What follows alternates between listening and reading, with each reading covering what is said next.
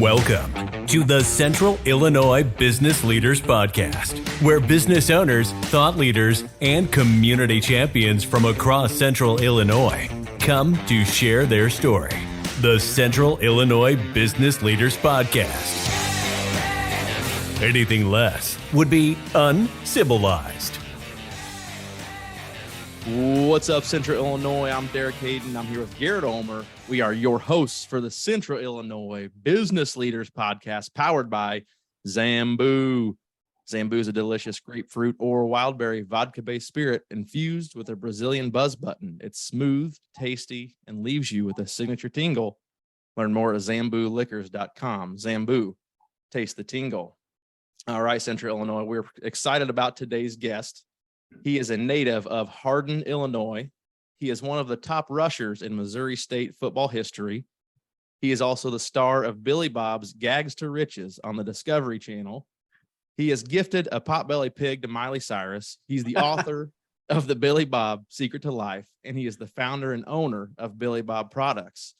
Ladies and gents of Central Illinois, please welcome Jonah White. How are you doing, Jonah? Another day in paradise there, Derek. Awesome. Well, we're pumped to have you on the show, Jonah, and we appreciate you being on. Yeah. So what we'll do, we want to get to know you first.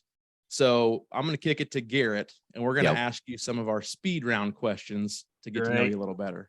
All right. Are you ready? I'm ready. All right. Tell us about the first concert that you ever attended. Motley Crue. Perfect. Good That's start. awesome. I think that makes sense, right? Yes. Yeah. What's your favorite movie? My favorite movie, I'd have to say The Terminator. Nice. I don't think we've heard that one yet either. Yeah, 1984. Great year. Favorite ice cream flavor? Man, iPhone or Android? iPhone. Favorite social media platform? I don't like any of them. Deal. Yeah, sometimes I think I'm right there with you.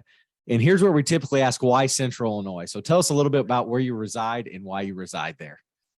Well, I reside in the very western part of Illinois, very close to the Mississippi River, just north of St. Louis, about 60 miles. Okay. I'm just, my county is formed as Calhoun County, and it's the most beautiful county in the entire state.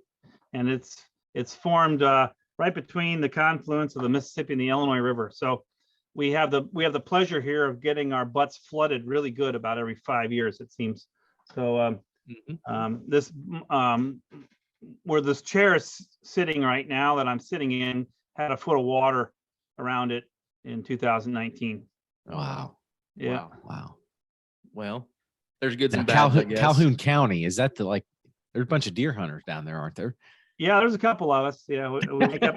The county has 5,000 people, and there's about 6,000 deer legally harvested here every year. So that tells you that probably the deer to people ratio is probably 3 or 4 to 1, which is a good ratio if you ask me. Well, that's good. Awesome. Well, Jonah, I know you've got a pretty good story, but if you could maybe give us a packed in story, 3 to 5 minutes of how you started and where you are now and how you got there. Well, I've got a good rags to riches story. You know, my family moved to Campsville, Illinois, 1977 from up by Chicago. We moved here in a school bus, barefooted. We moved into a log cabin with a wood stove in it. I didn't have running water until I got to high school. I grew up with a lot of things that other people took for granted. Like I said, I took up hunting because I was hungry, and I've been you've maybe heard the stories of, like going out hunting with 3 bullets in your pocket. That was me in grade school and high school. And anyway, I played, my first real passion became football. Had a great coach, Rick Johns, here at the Calhoun High School where I played. Football was the first thing that I did that I could do better than other people. And I when I sit back and look at my career and kind of when did my success start? It started when I started playing football. And I started being able to do things that other people couldn't do. And I guess that's like the key to being an entrepreneur and the key to being a successful business person. You're never going to be the best in the world, but you can be the best in the room sometimes, and be success. And so, success leads to more success. So football was the first love of my life, working out in the gym and feeling good about myself and having good self-image of myself. And I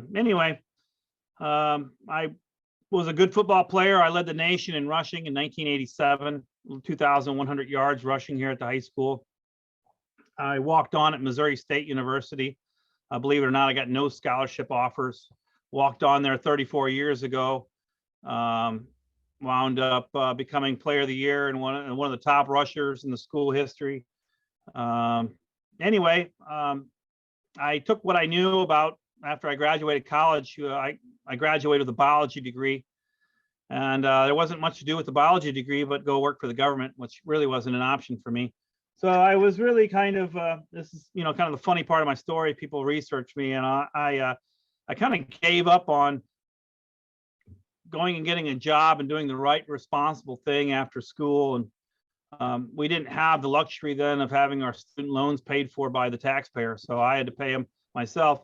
So I was working as a carpenter, making $10 an hour. It's the only time in my life I've ever really worked for someone else, and the most I ever made working for someone was $10 an hour. So anybody out there that's making $11 an hour, you're doing better than I ever did. But anyhow, I actually went and moved into a cave behind my parents' house. It was a very low overhead deal arrangement. I lived there almost the entire year of 1994. And wow. My dad was, like I said, he's Native American, and he gave me the advice to move into a cave and not just jump into a career, doing something where 30 years from now, which would be about right now in my life, I'd realize I'd made a wrong turn way back when, and there's really no correcting it. And so it kind of set my feet in the cement that I was going to be an entrepreneur one way or another, and when I think about it. But I lived in this cave for most of the year of 1994, and actually I came out of the cave one weekend to go talk to my football team at Missouri State University, and I met my future business partner, Rich Bailey, who had just invented these funny teeth that he was calling Billy Bob teeth at the Southern Illinois Dental School here in Alton. So the Billy Bob teeth were actually created in Alton, and they weren't invented by me. They were invented by my future best friend. So and this is what they look like right here. So how about that? So this is very nice. So Rich was a funny guy. He was a dentist wannabe. He was a sophomore in dental school, struggling just to pass his classes. And I was this biology student that just had graduated, and all I knew was how to play football, really, and how to work hard, how to be successful, and how to be the hardest working guy in the room. I typically wasn't the smartest guy, but I was always the hardest working, and it leads to success. And so I took what I knew, and I started a business, and I threw my entire net worth of $400 at it. And when I started the company, I actually didn't even have a car or a bar of soap for that matter. And so many people have asked me over the years, do you ever think that you were going to fail? Do you ever think that you wouldn't make it? When you start with $400 and you go to a bar and you sell $100 worth of Billy Bob teeth in a night, your net worth just went up 25%. And I'm not really good at math, but it's really hard to fail, when you set yourself in the right kind of circumstances for success. So we started the company for several years. I was just making Billy Bob teeth at the dental school, and then we would go sell them on weekends at bars. And that's how the company started. Very, very, very, very small. My mom and dad both worked for me. My mom was my CFO. My dad, he would answer the phone, and then he would paint the stains on the teeth that people wanted and whatever. And I ran a phone line into our log cabin in Michael, and we got an 800 number run into our kitchen. And we sold our last year that I ran the business out of my parents' house, which was 1998. We did $1.8 million of business, which was actually a lot of money in 1998. Yeah. I know now it would have a hard time paying your taxes, but back then it was actually a lot of money. So, so anyway, that's kind of how it started. And the company's really progressed since those days. I rode the Billy Bob Teeth wave very hard and spent millions of dollars, fighting knockoffs and going to trade shows and going around the world and selling them. At one point in time, I was selling 12,000 stores, my Billy Bob Teeth. Wow. At one point in time. And our best year, I'm going to say it was probably about 2000, maybe 2001. My best year, we did 2.7 million Billy Bob Teeth in 1 year. Wow. I don't know the total number. People ask me all the time. I was just actually doing speaking to the football team at Missouri State University. They're getting ready to play University of Arkansas, I believe. And I just talked to them last Friday, and they asked me how many Billy Bob Teeth I sold. I really don't know, but it's probably between 27 and 28 million pair of those. Wow. But I've made about 300 different items since the Billy Bob Teeth, and the Billy Bob Teeth sales right now are less than 5% of my business. Really? Probably more like 2 or 3%. Gotcha. Wow. My company is so diversified, you wouldn't believe it's the same company that we started just making joke and novelty products. That's so cool. So the Billy Bob Teeth, you said several other products. What are some of the other products then that you've developed or that you've invested in? Well, about in 1998 and 1989, I started making Billy Bob pacifiers, which was baby pacifiers with teeth on it, teeth and mustaches and faces and noses and things like this. And I have sold millions and millions of these to about every retailer you can imagine, including Walmart. The government started taking a lot of the fun out of making baby products about 10, 15 years ago. And they started doing insane things. They changed the specific the criteria for the breathe holes, for instance, on the pacifiers. The breathe holes had to be smaller, believe it or not, to be safe. Really? So Wow. yeah, so our breathe holes were 5.5 millimeters. They had to be made smaller to 5.1 millimeters. So that meant I had to pay about another $150,000, $200,000 in mold changes, and they took a lot of fun out of it. But I started, and shortly thereafter, I started diversifying into more and more different sorts of products. The company was still fun and making products that were joke and novelty. And I was very, very successful in selling to toy and novelty and souvenir shops. But about 2008, when that stock market crash happened, it really woke us up here, or me at least. Woke me up, and I couldn't sleep at night for several weeks. But anyway, the market really went to hell in a handbasket really quick. And then, the first stores that would, tend to shut down and not pay their bills to their suppliers was the toy and novelty souvenir shops, because nobody was coming into these souvenir destinations. And so I really, just because I was selling 12,000 stores all over the world, I didn't realize how vulnerable my company really actually was, because I was just selling into a really vulnerable market.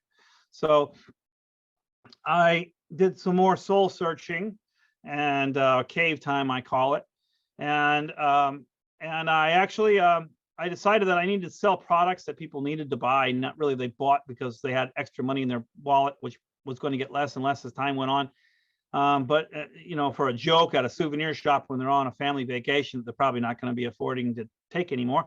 So start going after other stores and pharmacies and drugstores and stores that are more resistant to bad markets and bad economies.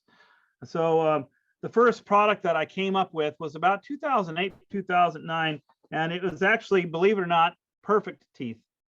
I don't know if you can see this or not. So I came up with a product called Secure Smile, which I trademarked, and then these are called Instant Smile. So so basically, I own my own factory that makes my teeth. It's all done by hand now, and they're made. My factory is in Taiwan. We simply could not. I had 20-something people making teeth for me here in Calhoun County in the late 90s, and we just couldn't sell any chain of stores. Our volume was so small. There was so much time that went into this. So I was lucky enough and fortunate enough, and I worked hard enough to find a really, really good manufacturer in Taipei, which I flew over about a week after finding them. and I wind up buying the factory. It still works for me today. And Wow. we make products by hand. And so when I was soul searching, trying to figure out what products, where should I go and take the direction of this company? So, and when bad economies happen and stock market crashes happen and things like this happen, I still want people to buy my products, you know. So I need to make products that people need to buy. And so one thing that I had known was there was millions and millions of people that had bad teeth. I had people buying my Billy Bob teeth because they were nicer than the teeth that they had, you know, and they couldn't afford to go get dentures. And well, Wow. people would come up to me at, you know, state fairs and they'd say, "What's the nicest pair you have?" Which was my Austin Powers teeth, you know, or I made these right here. These right here were called the Nutty Professor, right? So these right here were actually improvements for people. So they're not intended to wear to look normal. And so they're made really thick and bulletproof. And so I started testing my factory to see if they could make veneers for me that were very, very thin and looked perfect. And we were able to do it. So my first line extension began, you know, with oral care products, began probably 2008, 2009, right in there. And now that right there is my largest profit center that we're doing. Wow. I sell those products all over the world. That's awesome. Now, what do those teeth retail for? $20. Wow. Another product that I have that is a good one for me is this one right here. I invented this. This is a temporary tooth replacement kit, right? Okay. So I take what I know about teeth and manufacturing of teeth, and then I talk to the customer, and I figure out where the needs are and what they're willing to spend and how many of them they are, and then it makes my mind turn to be, you know, into problem solving mode. Can I actually do this, and what does it look like? So if a person is missing a tooth, they would take these little strips of teeth out and they'd go look in the mirror and they'd match these teeth to their teeth, and one of these colors of teeth is going to match their teeth pretty well. Wow. And then on the back of the kit has a little pair of scissors in it, some impression material. They would then cut the tooth out that fits in the space of your missing tooth, and then they would put it in boiling water, the impression material right here. And this impression material won't stick to your fingers or your lips or your teeth, but it will knit itself to this exact plastic that I use right here. So this material right here will bond itself to the back of this tooth and it will not come off it. And so then you basically just form it into a gummy bear and you squeeze it into the cracks of the adjacent teeth around your missing tooth. And in about 5 minutes, you have a replaced tooth that looks just like your other teeth, except it won't stain again. It won't crack. It's plastic. So I was able to get a patent on this in 2017. And you know, China comes at you when you sell products now. And it's kind of scary how quickly they come, the technological edge they have to being able to copy and stuff so fast.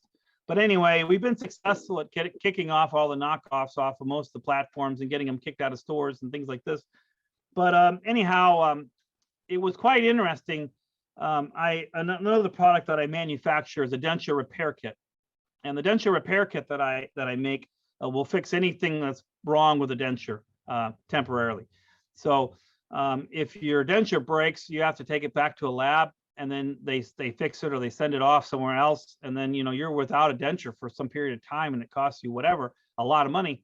And I make a kit that you can bond or fix a broken denture, you can replace a broken tooth in it, or you can reline it and make it fit better in your mouth. Anyhow, so when I saw all the nonsense that went on with this, you know, this whole pandemic thing that we had, I was kind of proactive, and I went to the state's attorney here in my county and said, you realize there's over 50 million people in the U.S. with dentures. Most of them are older, elderly, and they have fixed incomes. He says, yeah, I know there's a lot of them. I said, well, you know, these dentures break all the time. And he says, yeah, I can imagine they do. And so I said, well, what happens when a denture breaks? You know, you have to fix it, right? You can't really go to the dentist because they're going to shut down the dentist offices. So you know, wouldn't you say this denture repair kit is pretty essential? He said, yes, I would. I said, that's all I want to know. So I shook his hand, left the office. They shut everything down. And, it's a great item. I sell 30, 40, 50 of them a day on Amazon alone, Wow. $22.50, a piece. It's a good item for me. Yeah. Anyway, one day we had 350 sales. The next day we had 800 sales. The next day we had 1,500 sales. And we're like, what is going on? Wow. And we realized they've shut down all the dentist offices in the country. People are still losing teeth, right? Yeah. Yeah. During the pandemic, our busiest day, we shipped 2,900 pieces of this one item Unbelievable. out of our post office. I can assure you, my post office here in this county shipped more Billy Bob products in a week than they do everybody else put together in the county for months. Pickup truck loads of these things we were taking down there. So it's bad economies. Don't blame your problems on bad economies. You have to be resourceful. It would have been, here's my denture repair kit. Here you go. You notice the company on the back. Here's another good story for you. WRT, William Robert Teeth. That's very, very different than Billy Bob Teeth, right? Yeah. William Robert Teeth. Yeah. So when I started selling oral care products, I went to my same customers that I've been selling for years and done millions of dollars with, and I said, you should buy these oral care products. He says, man, you've sold me so many Billy Bob Teeth. I have a hard time looking at you without your overalls on and not laughing. He says, so some of my buyers were like, I have a hard time with this, with buying something serious from you. And so I'm like, people need to buy this product. And so I then started a LLC. It's just a DBA of William Robert Teeth. So on one side of my business card, I would have William Robert Teeth with my picture in a suit. Not a suit, a lab coat. I don't own a suit or tie. I had a lab coat on, and then on the other side, I have my overalls on. It says Billy Bob Teeth. So depending on what customer I'm talking to, is whatever side of the card I would hand up, face up. I outsmarted them. I'm pretty clever there. Yeah. Pretty good for a guy that lived in a cave, right? Right. Oh my gosh. When you live in a cave, you got to be a little resourceful, Oh, Well, I can. Yeah, go ahead. I was going to say, you mentioned you estimated about 28 million Billy Bob Teeth sold. Does that sound about right? So you have about 28 million and two now. So. Oh yeah, you guys. Oh, you guys are breaking my your heart teeth right now. Oh, makes me proud to be an American to see that right there. So my wife is a dental hygienist. Yes. Okay. And so earlier today, when we got the teeth in, I took a picture and I asked her if she'd like to clean my tooth. And her response was, she goes, I had to look 2 or 3 times because I was worried that you lost your tooth. Yeah.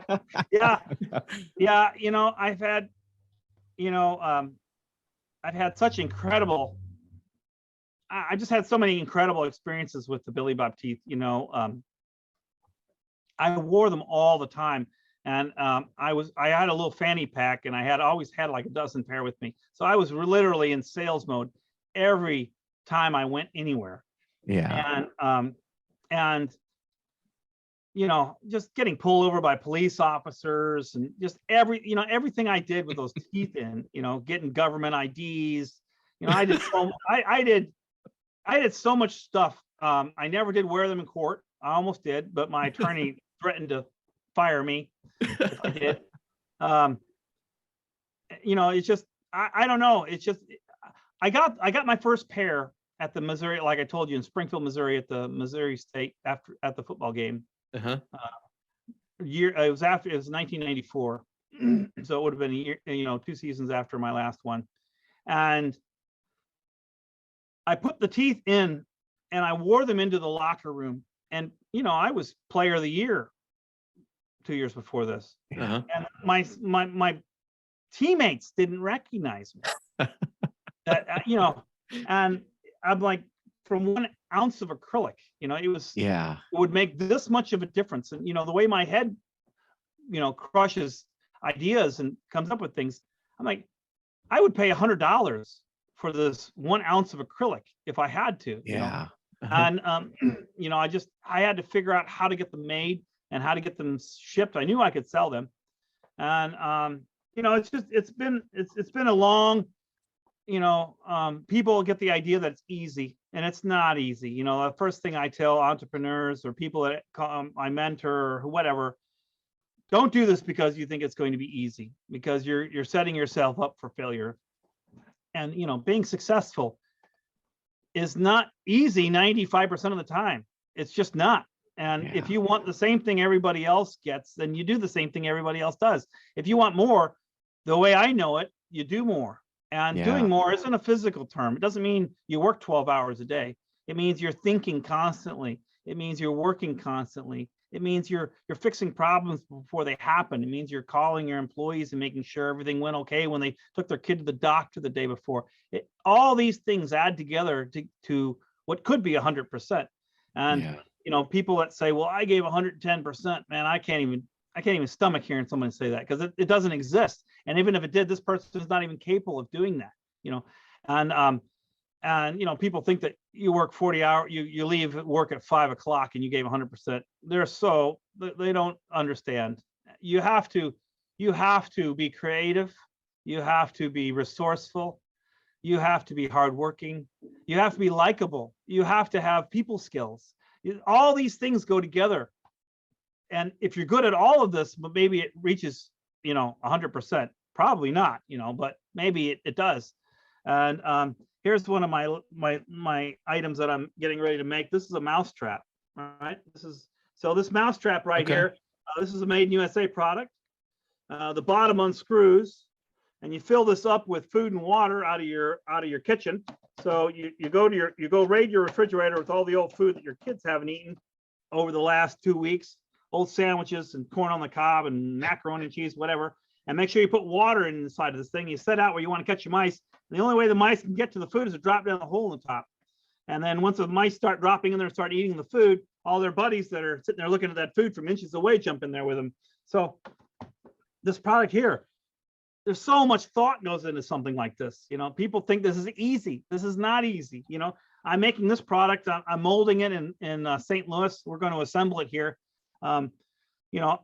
Having to figure out the manpower and logistics and, how to make it and how to ship it, how to package it, how the stores are going to want to receive it. So much goes into, making a good, product. One of my latest products is this one. It's called the Fly Lid.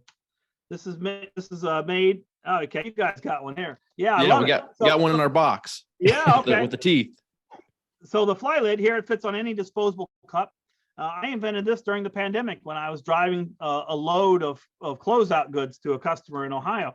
And I had a quick trip cup of coffee sitting on my console, my truck, and a nasty hairy fly landed on it and went down there, got a drink, and then flew back out. I thought, when I was growing up, I had a fish trap that I put in the creek that just had funnels molded into it. And it was wire, and like this mouse trap. And the fish would go down the funnel and get into this trap, and then they would not be able to figure out this one little tiny hole is the only place they can get out. And if you made lids like that to fit on cups or 5-gallon buckets, you could catch flies, I thought. So I applied for patents on that. And when I received my first patent, I started producing the product. It's thermoformed in Northern Illinois, Woodstock, Illinois, made out of recycled Mountain Dew bottles. So that's kind of my latest product. I sold 14 tons of those this year so far. So the first year we brought the product out. Yeah. That's excellent. Amazing. That is. So I've got to ask, okay, because I feel like everybody probably has their own Billy Bob Teeth story, when they meet you or talk to you. I've got my own personally. Yeah. I was with a bachelor party. I promise you it's a clean story. Oh yeah. I've ruined many bachelor parties. Oh yeah. So a group of us guys together, and one of the guys that's on the bus, he's got the camo hat with the wig that he can put on. He's a guy that doesn't have a whole lot of hair, and he's got the Billy Bob teeth. So we stop at a bar in Springfield, Illinois, and he walks in. And as he walks in, like I said, there's a group, probably 20 of us. He notices he's got a cousin sitting up at the bar. Yeah. And he immediately is like, "Hey, come back outside with me." He's like, "We're going to mess with this dude." Yeah. So we walk back in, and I was the one that set it up. I'm like, "Hey," I'm like, Dave? And I go, "You look familiar." And he's like, "Yeah." He's like, "That's my cousin. We're going on." And I was like, "Yeah." I said, "I've worked with him for years, known him." And he's like, And David snuck around him with the wig and the Billy Bob tee sitting on the other side. And it's funny because his cousin goes, I wish he was here. He goes, I got a few words I'd like to say to him. And he turns to the side and Dave takes his hat off and he pops the teeth out and his cousin almost faints, about falls to the ground, and he takes off and the guy runs out of the bar. Oh, really? And finally ends up coming back in. He's like, I cannot believe that was him sitting right beside me. I mean, it was great. So yeah, I'm sure the stories and the smiles the teeth have brought to everybody's amazing. I could tell you 10,000. I mean, I would raise the bar every time I'd go out, and government officials, I've talked to people from Washington, D.C. before, working for the government. I'm not going to tell you who they are, but I pulled some really good lines on people. I don't know how many tickets I talked myself out of wearing the teeth there for a while. And one time I remember I got pulled over and threw in this nasty set of teeth, and the cop, he's coming out. I think he got me like going 50 and a 30. And he comes walking up, and before he gets a word out, I stick my head out and I'm looking at him with my teeth in. And I said, I'm sorry, sir. My girlfriend just got done dumping me. She says I'm ugly. And he just stops. He's looking at me, and I said, can you give a poor ugly bastard a break? Just one. And I'm sitting here with my teeth, and he said, man, just slow down. Just slow it down. Back, kind of like backpedaled, shimmied back to his car. And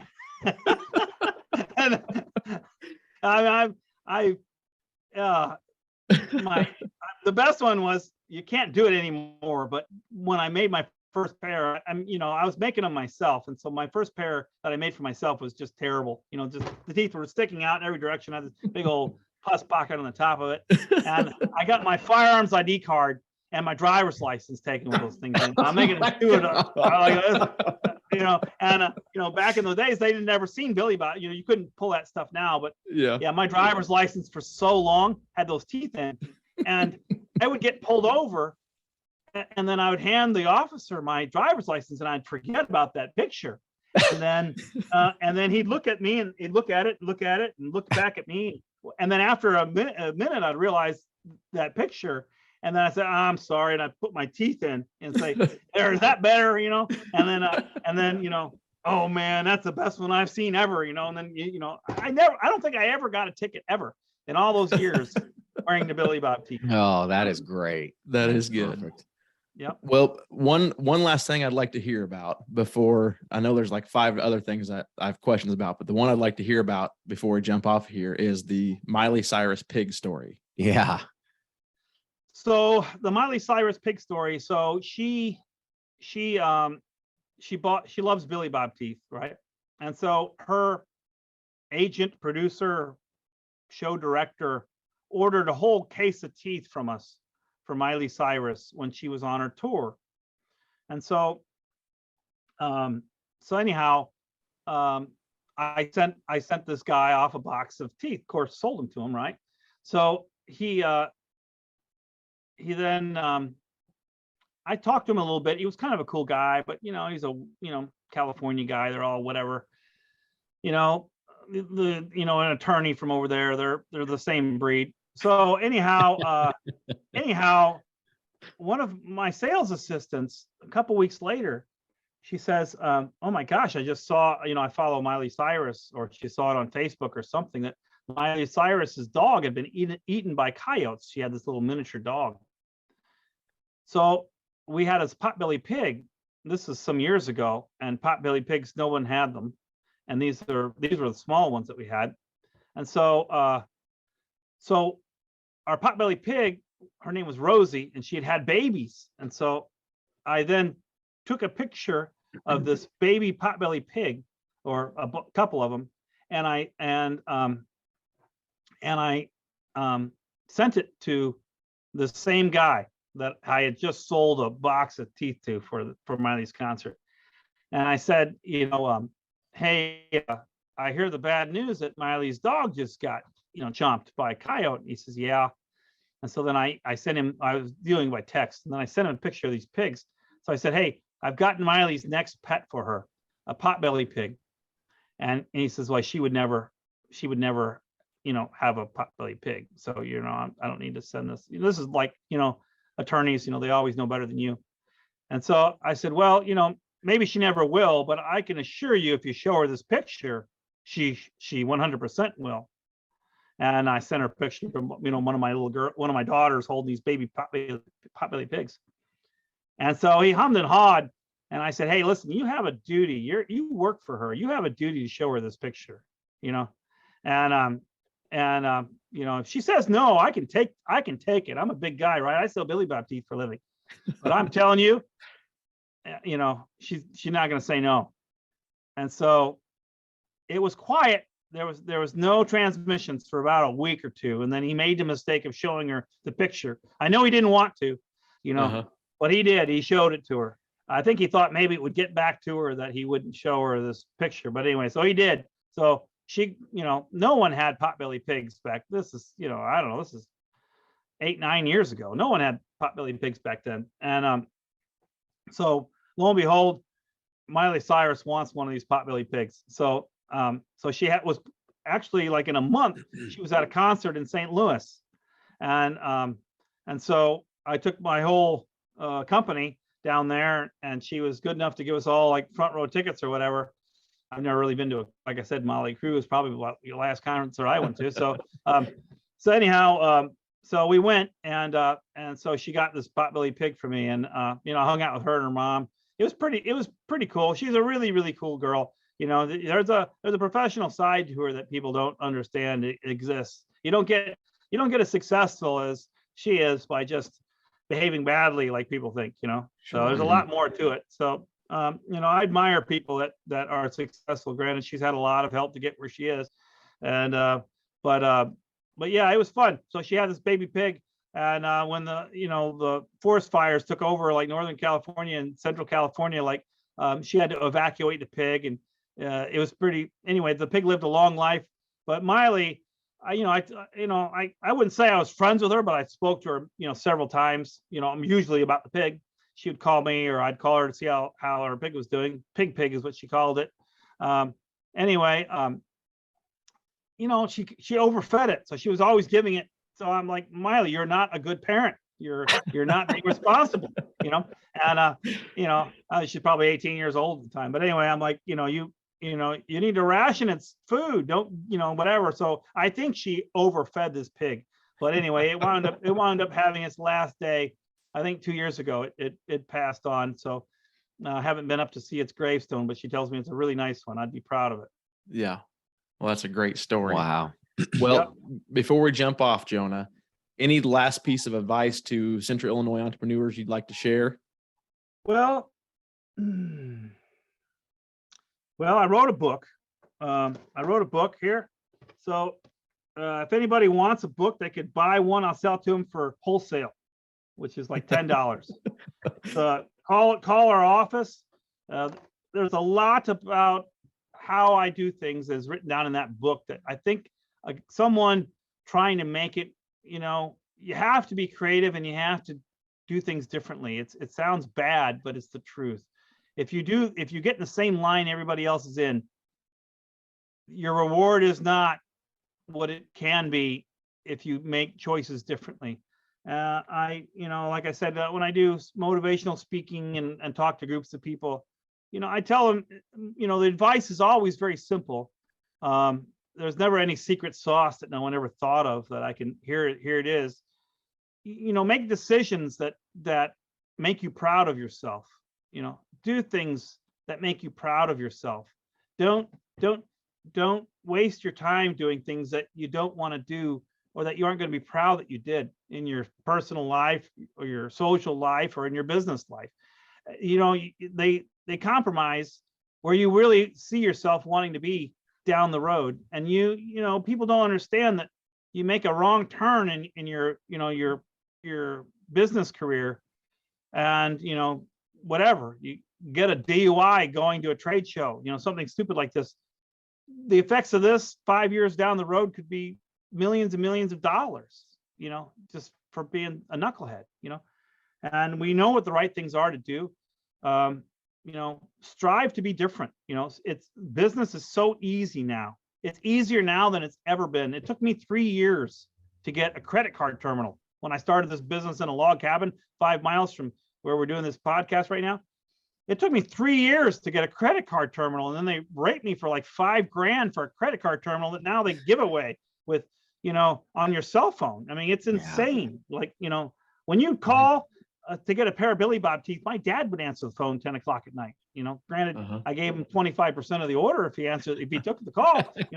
So, you had to motivate, your parents. But we're very fortunate. People want to look at what they don't have, and there's so much tools for success right now.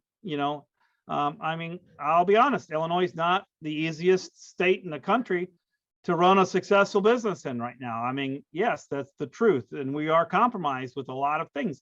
But when you look at it all on the table, we're very, very fortunate to be in this. We're still, not for long, but we're still the best economy in the world, So you got to look at how all the great things you have and not focus on things that really don't take you where you really want to go.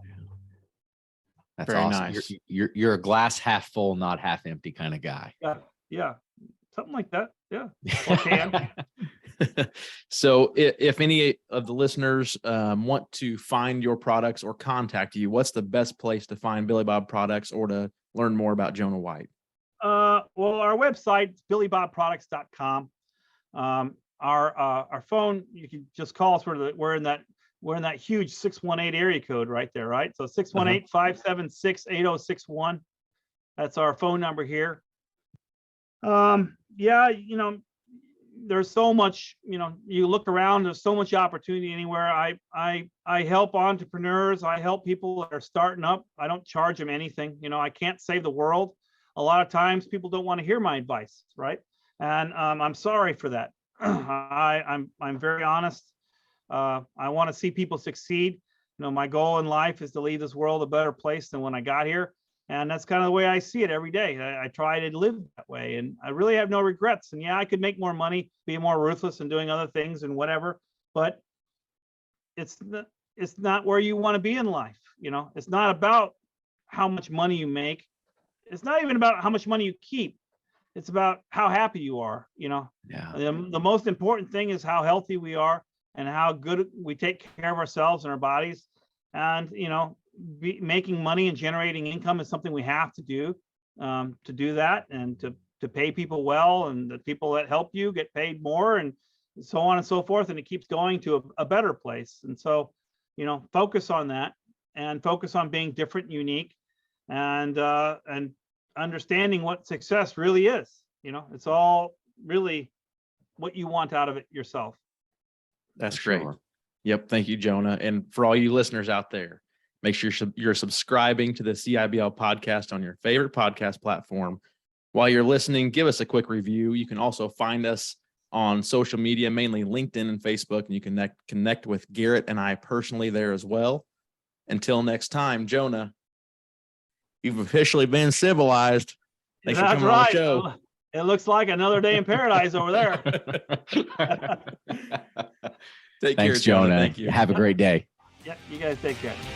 Thank you for listening to this episode of the Central Illinois Business Leaders Podcast. You can find us on Facebook at facebook.com/CIBL Podcast. You can also follow us on LinkedIn. Don't forget to subscribe and leave us a review. It's the civilized thing to do.